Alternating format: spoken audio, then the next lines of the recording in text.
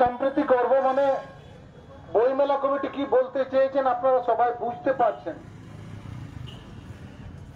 অথচ সেই বইমেলা কমিটি মানভূমের এই সংস্কৃতিকে অপমান করার জন্য নিজে আরেকটা লাইন লিখেছেন ওদের এনবিএ। আমরা দেখলাম লাইনটা স্পষ্ট, যেটা রাজেশ্বর বলেছে, আমি আর সেই লাইনটা বলতে চাইছি না। বাংলা ভাষা ছাড়া অন্য কোনো ভাষায় সাংস্কৃতিক অনুষ্ঠান করা যাবে না এখানে। এটাকেই বলে ভাষার, এটাকেই বলে ভাষার দাদাগিরি। এখানে নিশ্চয় এমন কোন মানুষ আছেন এই কমিটির মধ্যে যারা বাংলা ভাষাকে গুরুত্ব দিতে গিয়ে আরো অন্যান্য মানভূম এলাকায়, মানভূম জেলায়, পুরুলিয়া জেলায় যে অন্যান্য আরো অনেক আঞ্চলিক ভাষা রয়েছে এবং সংবিধান স্বীকৃতি সাঁওতালি ভাষা রয়েছে, এটা মানে একেবারে জেনে শুনেই এটাকে ওরা বাদ দিয়েছে। ওরা জানে, সবকিছু জানে। ওরা চাইছে এই মানুষগুলো, অন্যান্য আঞ্চলিক ভাষার মানুষগুলো এখনো জেগে আছে কিনা সেটা দেখতে চাইছে। যদি আমরা আজকে প্রতিবাদটা না করতাম তাহলে ওরা বুঝতো যে আমরা যে কাজটা করছি ঠিকই করেছি। আগামী দিনে বাংলা ভাষাকে সামনে রেখে অন্যান্য সমস্ত ভাষাকে নিজেদের গ্রাসে নিয়ে এসে শেষ করার একটা চক্রান্ত। বাংলা সংস্কৃতি ছাড়া অন্যান্য আরো মিশেল যে সংস্কৃতি পুরুলিয়া জেলায় আছে, প্রত্যেকটা সংস্কৃতিকে এরা বাদ দিতে চায়। এরা উন্নয়নের কথা বলে। এখানে বইমেলা কমিটিতে তো শুধু আর দু একজন নয়, এখানে প্রশাসন যুক্ত আছে, এখানে সরকার যুক্ত আছে, এখানে বিশিষ্ট শিক্ষাবিদরা যুক্ত আছেন, মানে বিশিষ্ট মানুষ, জনগণের প্রতিনিধিরা যুক্ত আছেন। মানে আশ্চর্য লাগে যে জনপ্রতিনিধিরা আমাদের ভোটে জিতেছেন, আমাদের উন্নয়নের কথা বলে, আমাদের ভাষা সংস্কৃতি উন্নয়নের কথা বলে ভোটে জিতেছেন, সেই সব মানুষগুলো এখন চুপচাপ, মানে হ্যান্ডবিল কি হচ্ছে না হচ্ছে ওরা কিছু জানে না। এটা আশ্চর্য একটা ব্যাপার।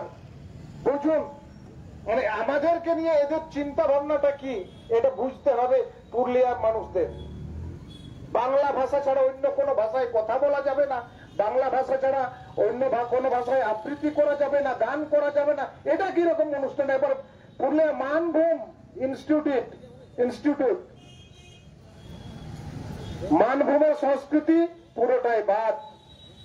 বুঝতে পারছেন? তাহলে এইটাকে প্রতিবাদ করা মানে খুবই জরুরি।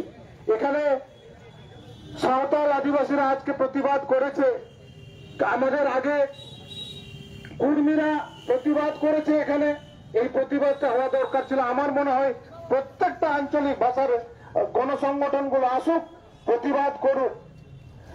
এবং আগামী দিনে এই যেভাবে লিখেছে, এই পোস্টারগুলো যেভাবে আছে, ব্যানারগুলো যেভাবে আছে, এই ব্যানারগুলো যেন আগামী দিনে আলাদা ভাবে লেখা হয়, সেরকম একটা এখন থেকেই একটা প্রস্তুতি না হোক। পুরুলিয়া জেলার প্রশাসনকে জানানো হোক, আজকে আমরা ভারত জাগাত মাঝি পারগানা মহল এবং জোন মহল পটুয়াঘাট ও সান্তাল পটুয়াঘাটার পক্ষ থেকে আমরা এখানে এসেছি। আমরা সিদ্ধান্ত নিচ্ছি আগামী বছর এইটাকে নিয়ে, এখন থেকেই এইটাকে নিয়ে আমরা আন্দোলন শুরু করতে চাইছি যে কোনো প্রকারেই পুরুলিয়ার অন্যান্য কোনো আঞ্চলিক ভাষাকে মানে বাদ দেওয়া যাবে না। সব প্রত্যেকটা ভাষাকে গুরুত্ব দিয়ে এখানে অনুষ্ঠান করতে হবে। এখানে বইমেলা তো একদিনের নয়, হোক না একদিন বাংলা ভাষায় এখানে অনুষ্ঠান হোক। এখানে সরকার থেকে বইমেলা সংক্রান্ত বিষয়ে যতগুলো টাকা পয়সা আছে, টাকা পয়সাগুলো ভাগ হোক। সাঁওতালদের অনুষ্ঠান হবে, কুর্মীদের অনুষ্ঠান হবে, ভূমিজদের অনুষ্ঠান হবে। প্রত্যেক সম্প্রদায়ের এক দিন করে একটা অনুষ্ঠান করার দরকার হয়। প্রত্যেক দিন দুটো সম্প্রদায়ের অনুষ্ঠান ঠিকঠাক করে অনুষ্ঠান ভাগ করে দেওয়া হোক। এইরকম আমরা আগামী দিনে দাবি করতে চলেছি এবং আগামী বছর বইমেলাতে এইরকম হতেই হবে, এরকম করতেই হবে। এইরকম মনোভাব নিয়ে ভারত জাগাত মাঝি পারগানা মহলের থেকে, জোন মহলের পক্ষ থেকে এবং পটুয়াঘাটার পক্ষ থেকে আমরা রাস্তায় নামছি এবং প্রশাসনের দুয়ারে এই বিষয়ে আমরা খুব দ্রুত আবেদন নিবেদন করব। যদি না শুনেন আমরা কিন্তু আন্দোলনের রাস্তায় যেতে বাধ্য হব। সময় অনেক কম, আমাদের আরো দু একজন বক্তা আছেন। শেষে কথাই বলবো যে এখানে আপনারা অনেকেই বুদ্ধিজীবী মানুষ আছেন, প্রশাসন আছেন, অনেকেই শিক্ষাবিদ আছেন, সংস্কৃতি মনস্ক মানুষ আছেন। নিজেদের সংস্কৃতি তুলে ধরার জন্য অনেকে হয়তো অন্য সংস্কৃতিকে গ্রাস করার একটা চিন্তা ভাবনা করছেন, অন্য সংস্কৃতিকে শেষ করার চক্রান্ত করছেন। সেই রকম কথা, সেই রকম বুদ্ধি যেন মাথায় না আসে, তাহলে আগামী দিনে পুরুলিয়ার বুকে অন্যান্য বাংলা ছাড়াও অন্যান্য যে সংস্কৃতি মানুষ আছে, অন্যান্য ভাষাভাষী মানুষ আছে, তারা কিন্তু বিদ্রোহ করবে। সেই বিদ্রোহ দায় কিন্তু প্রশাসনের উপর, সরকারের উপর পড়বে। তখন কিন্তু বলবেন না যে পুরুলিয়ার বিভিন্ন আঞ্চলিক ভাষাভাষীর মানুষ, সংস্কৃতির মানুষ যে এখানে আবার ঝামেলা লাগাচ্ছে, এটা কিন্তু যেন পরে না বলেন। সুতরাং আমরা আজকে আপনাদেরকে সাবধান করে দিয়ে যাচ্ছি, আমরা বলে যাচ্ছি এইটাই আমাদের শেষ কথা।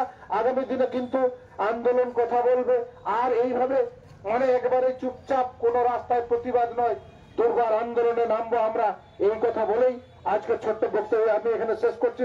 সবাইকে উলগুলান অভিনন্দন। অসংখ্য ধন্যবাদ রাজেন গুরু মহাশয়কে। এরপর